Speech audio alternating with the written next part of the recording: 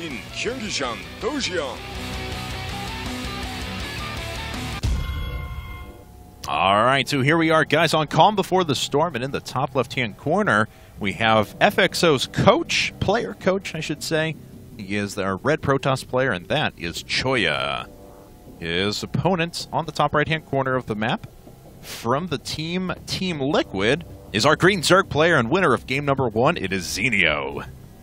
Yeah, and I'm really curious to see what Zenio is going to do this game. I mean, I know I say that like every game, but I legitimately am. I can't wait to see what builds we're going to see, even if it's something that's kind of become the standard. There's always little twists that the pro players like to put on things.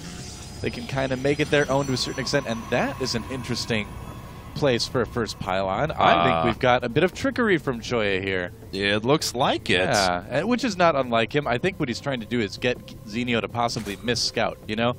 You want Zenio to come in, not see the pylon on the low ground, and be like, oh, he must not be here, because naturally every Protoss would forge expand on this map.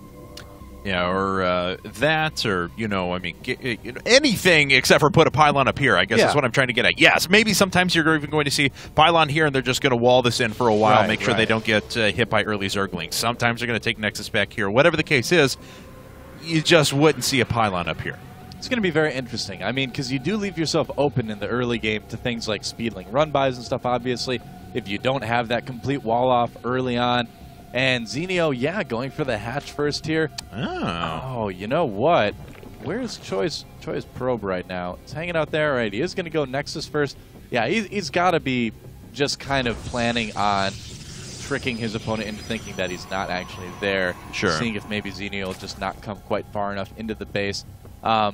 Maybe.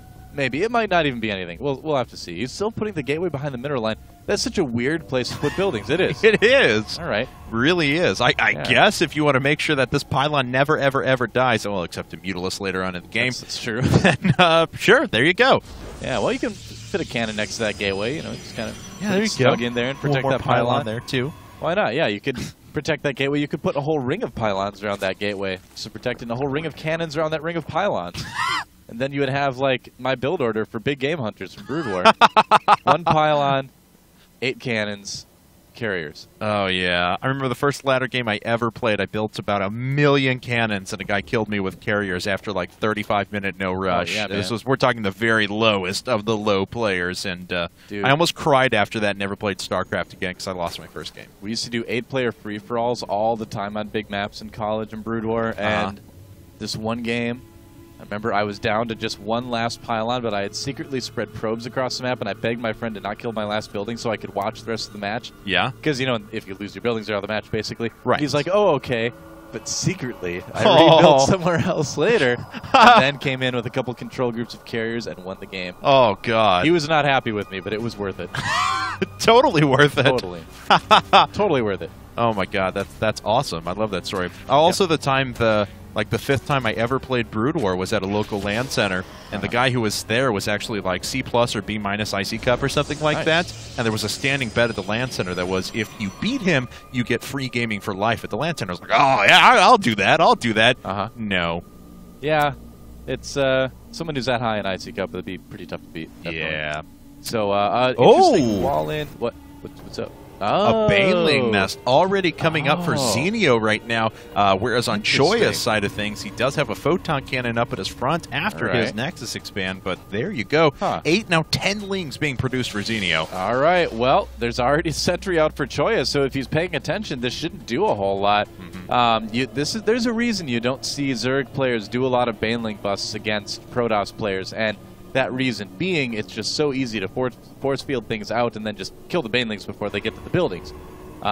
So I don't know how well this is going to work for Zenio. It's definitely a big risk. There's also a Stargate coming out for Choya. Oh, wow. Zenio essentially is going to be all in with this. You know, either he's going to win with it or he's going to lose the game right away. Right. But we'll have to see. I mean, going up a ramp like that, it's not even a wide ramp. Huge risk being taken right now by our Team Liquid player. Yep, there's the Banelings on the way. 6 Banelings.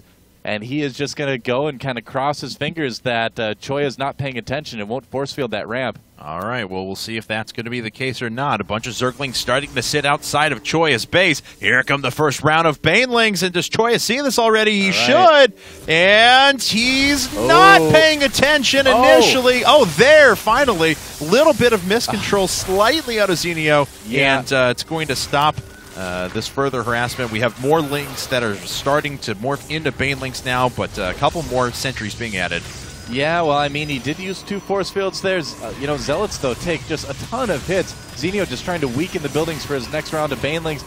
And here they come. He's going for the Forge. Does he have enough? Oh, he does! He does have enough. Oh, with the force field. All right, well, the cybernetic score is pretty low now as well. The Baneling not going after anything quite yet, just waiting. Now, finally, is exploded upon the cybernetic score, which is getting pretty low as it is. Zenio can get through. Zenio can get through now, and he is going to make his way in and start killing a lot of probes. Yeah, in theory, there is a Void Ray out there as well. Remember, Zenio doesn't just have to kill some probes here. He has to actually just kill Choya. He has to actually take out any chance of Choya winning the game.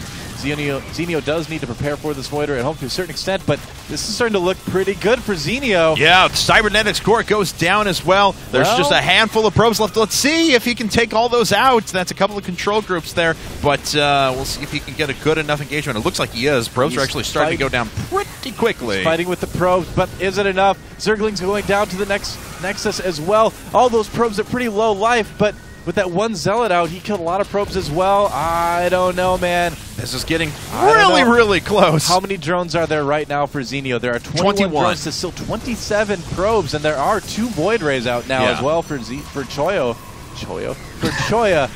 16 more Lings coming out right now as well, though, so he is just going to continue with this, trying to batter down the front wall once again, and he does. Oh, man. Sneaking through with yet more Lings.